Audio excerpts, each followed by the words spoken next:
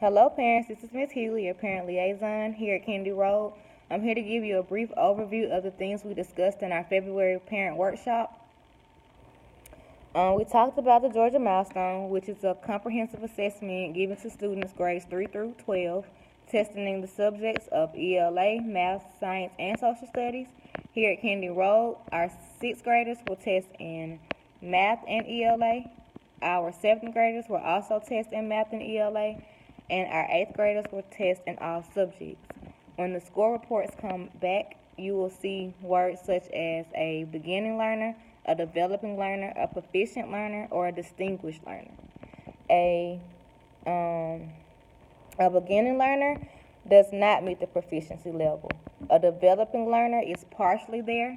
A proficient learner has mastered standards and is ready for the next grade level, and a distinguished learner performs above grade level and is also ready for the next grade level.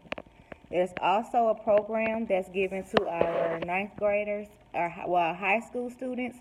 They have the opportunity to earn college credits with the program that's called Move On When Ready. It's a dual credit program where you can earn high school credit along with college credits.